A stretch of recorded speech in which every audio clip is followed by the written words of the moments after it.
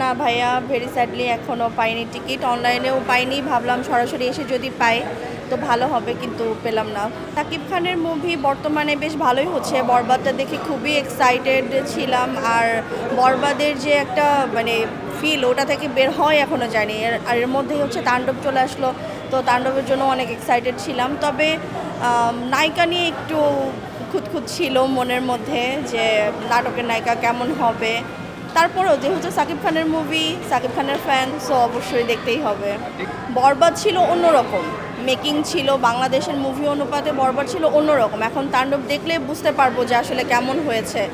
তবে যে গানটা বের হয়েছে এটা দেখে বেশ ভালোই লেগেছে, আবার কিছু মিসম্যাচও মনে হয়েছে। তারপরেও দেখা যাক কী হয়। তবে বরবাদ অলওয়েজ বেস্ট ছিল এখন পর্যন্ত। তাণ্ডব দেখার পরে বুঝতে পারবো কেমন হবে।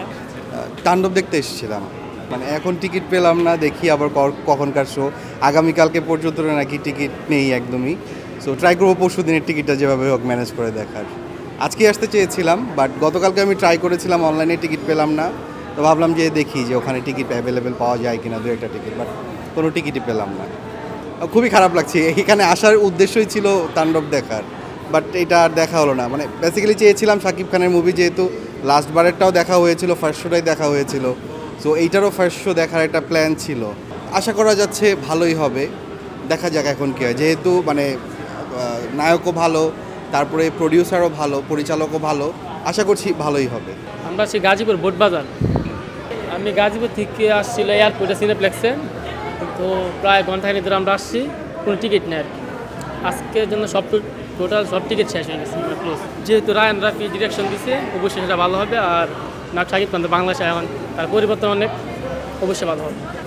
ট্রেইলার দেখে মনে করছি বরবাদ হচ্ছে ভালো হওয়ার কথা। এখনও মুভিটা দেখি নাই, 7:30টার শোতে দেখবো। আশা করি যে বরবাদ হচ্ছে ভালো হবে, এটা আমার বিশ্বাস।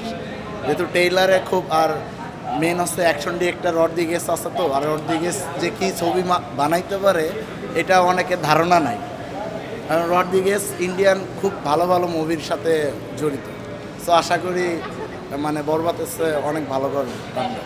আমি আসলে শাকিব খান ফ্যান না, আগে শাকিব খানের মুভি দেখতাম না, কিন্তু মাঝে মানে 5-7 বছর যাবৎ যে ছবিগুলো করতেছে বাইরের পরিচালক কিংবা বাংলাদেশে ইয়াং স্টার পরিচালক যারা আছে, যেমন হৃদয়, পরে যে যার সাথে তাণ্ডব করতেছে, নামটা হয়তো আমার খেয়াল নাই, তবে অ্যাজুয়েল এখন অনেক বেটার। কারণ শাকিব খানের বর্তমান যে ছবির দৃশ্যগুলো মানে ফুটে তোলে, আগের পরিচালক যারা ছিল ওই ক্যাটাগরির ছবি হইতো না। কারণ এখন দর্শক চাই আছে একটু অ্যাকশন টাইপের মুভি।